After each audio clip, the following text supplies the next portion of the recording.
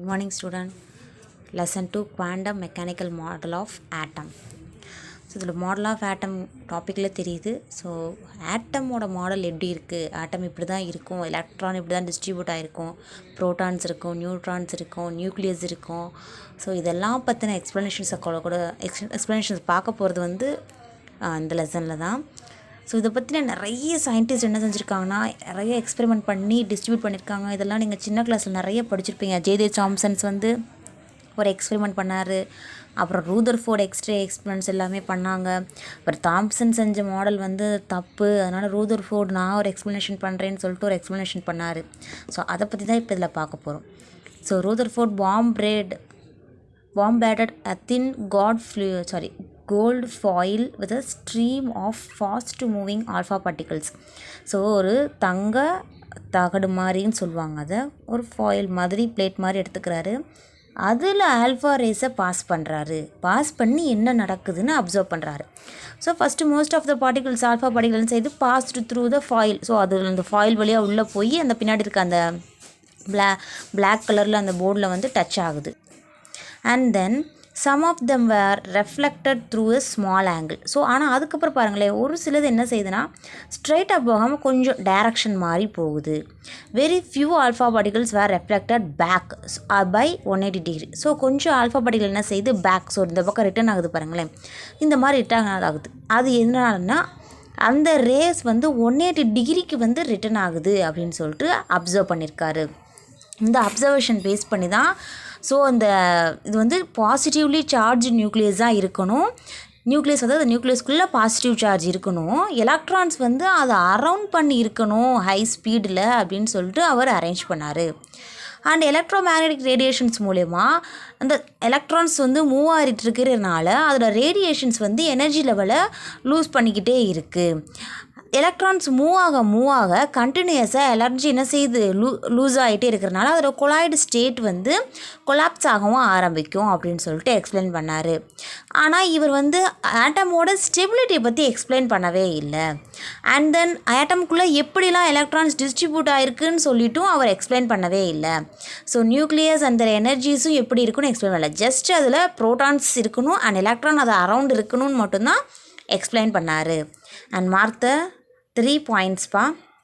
Rutherford explanations அப்படின்னு சொல்லிட்டு Rutherford alpha rays scattering எக்ஸ்பெரிமெண்ட்டுன்னு கேட்கலாம், ரூதர்ஃபோர்ட் எக்ஸ்பெரிமெண்ட் பாம்பரேட் எக்ஸ்பெரிமெண்ட்டுன்னு சொல்லிட்டு கேட்கலாம். ஸ்மால் கொஷின், 3 மார்க் கொஷினில். அடுத்து பார்க்க போகிறது போர் ஆட்டம் மாடல். ஸோ இதில் என்ன கன்சிடர் பண்ணுறாங்கன்னா அடுத்து வேறு ஒரு சயின்டிஸ்ட் நீல்ஸ் போர் தான் வந்து அட்டாமிக் மாடலை ப்ரப்போஸ் பண்ணுறாரு. So first the work of Planck and Einstein showed that the energy of electromagnetic radiation is quantized in units of HV. So Planck and Einstein அப்படின்றவங்க தான் எனர்ஜி எலக்ட்ரோமேக்னெட்டிக் ரேடியேஷன்ஸில் பேஸ் பண்ணி எப்படி அதில் quantize ஆகிருக்கு, அதோட units எப்படி இருக்குன்னு சொல்லிட்டு எக்ஸ்பிளைன் பண்ணுறாங்க. அது HV. ஸோ E அப்படின்றது ஃப்ரீக்வன்சி அண்ட் H அப்படின்றது பிளாங்க்ஸ் கான்ஸ்டன்ட். இதோட வேல்யூ 6.626 × 10⁻34 ஜூல் செகண்ட் அப்படின்னு சொல்லிட்டு டிரைவ் பண்ணுறாங்க. And extending Planck's quantum hypothesis of the energy of atom. So இதை ப்ளஸ் பண்ணி Niels Bohr proposed a new atomic model for the hydrogen atom. So இதை propose பண்ணி Niels Bohr என்ன செய்கிறாரு, ஒரு நியூ அட்டாமிக் மாடலை ஹைட்ரஜன் ஆட்டத்துக்கு எக்ஸ்பிளைன் பண்ணுறாரு. The energy of electron in an atom are quantized. So ஏன்னா அந்த எலக்ட்ரான்ஸ் என்ன செய்யுது, அந்த ஆட்டத்தோட எனர்ஜி லெவலை அந்த எனர்ஜி லெவலை பேஸ் பண்ணி அப்ளை ஆகிருக்கும். The electron is revolving around the nucleus in a certain circular path of the fixed energy called stationary orbit. So அது அரவுண்ட் ஆகிருக்கு, அதுதான் அது எனர்ஜி லெவல். ஆனால் அது நியூக்ளியஸை சுற்றி ஒரு பர்டிகுலர் அரவுண்ட் ஆர்பிட் ரேஸை பொறுத்து தான் ஃபிக்ஸாக இருக்கணும்.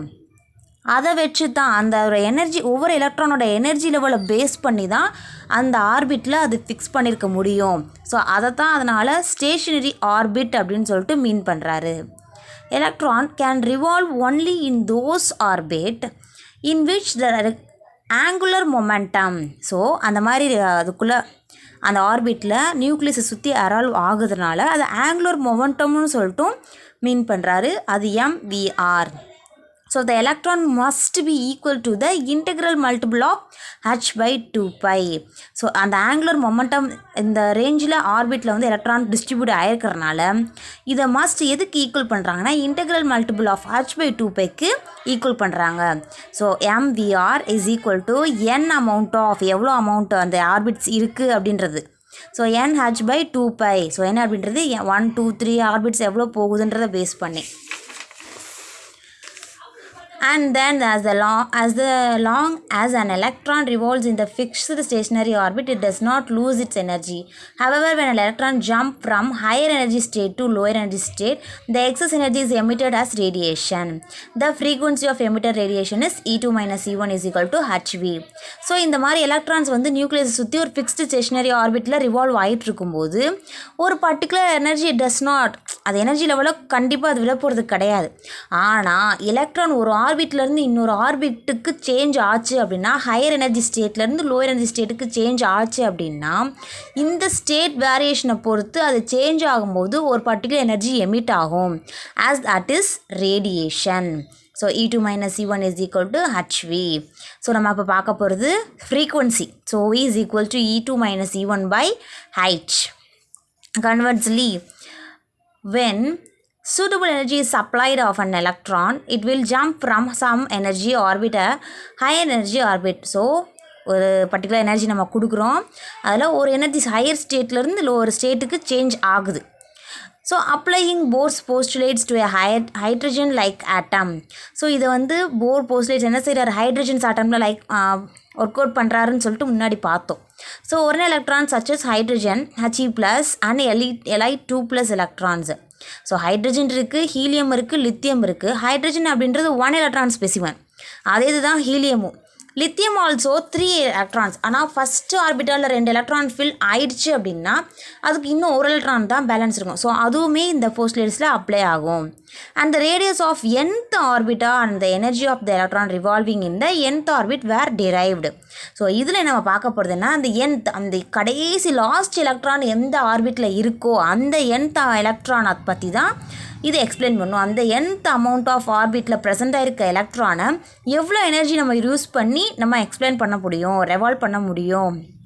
So Rn is equal to 0.529 n square divided by whole z Armstrong variation.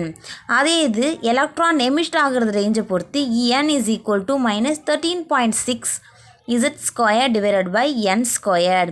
whole amount of electron volt atom minus 1. இது எப்படியும் எழுதலாம்.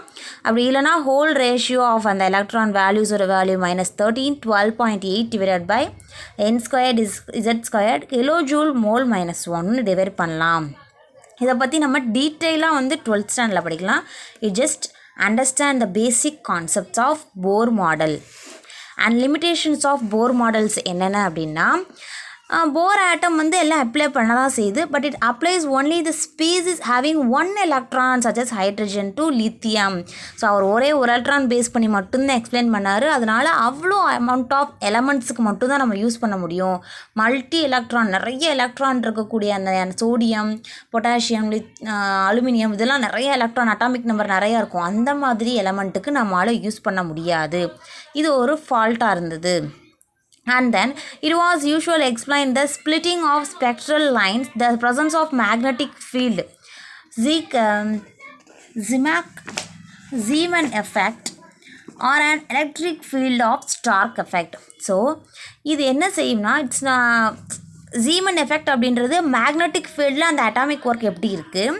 அண்ட் ஸ்டார்க் எஃபெக்ட்னா எலக்ட்ரிக், நம்ம கொடுக்க எலக்ட்ரிக் பவர் மூலிமா அந்த எலக்ட்ரான்ஸ் எப்படி ஒர்க் பண்ணுது அப்படின்ற ப்ராசஸை இந்த பர்டிகுலர் மாடல் வந்து இட்ஸ் நாட் எக்ஸ்பிளைன். அதே மாதிரி force theory was unable to explain the electron is restricted to revolve around the nucleus is a fixed orbit in which angular moment of the electron is equal to nh by 2 pi. And a logical answers this was provided by Louis de Broglie.